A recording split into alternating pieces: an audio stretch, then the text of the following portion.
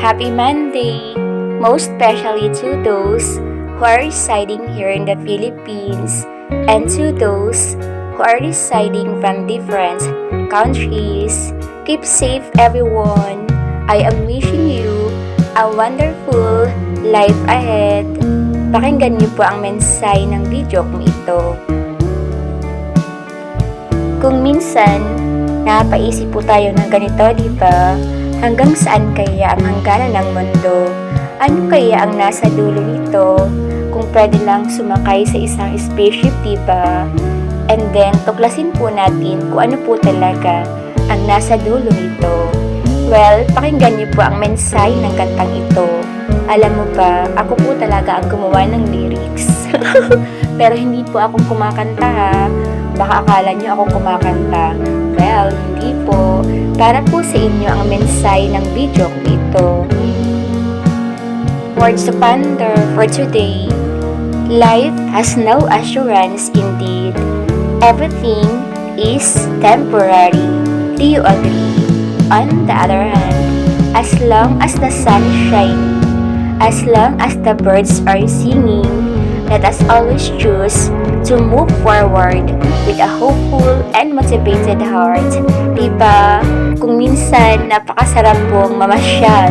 Sino po sa inyo ang nakakaisip ng ganito? Hanggang saan kaya ang hangganan ng mundo? Kung pwede lang, diba? Kung kaya lang po nating akyatin ang pinakamataas na bundok sa buong mundo. Kaya mo ba? Well, anong bundok na ba ang iyong narating? Kung ako naman ang tatanungin mo, well, Mount Makiling here in Laguna and Mount Davao po sa Tuba Benguet noong 2015 or also known as Sitio La Presa.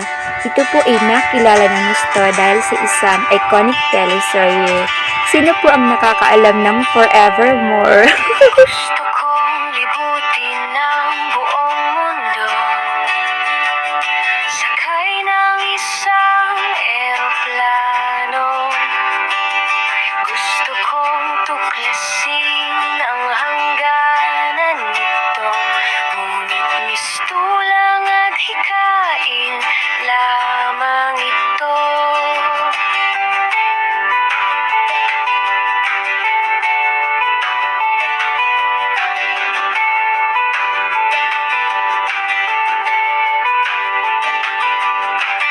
O ikaw, Ama, ang aking gabay.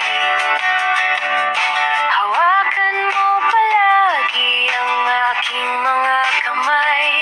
Anumang oras, maaari akong matangay ng hangin. Kaliwa't kanan ng gumugulo sa diwa't damdamin.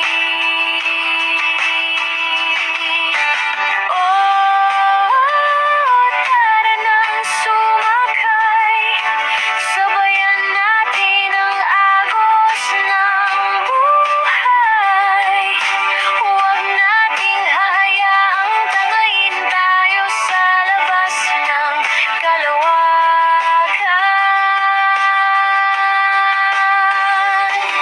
Sabay, sabay nating tunghayan ang pangako ng Ama sa kalangitan.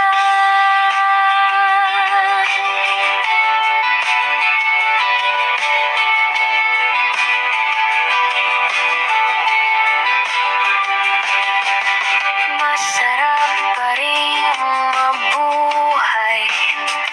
Tara na sumama sa paglalakbay.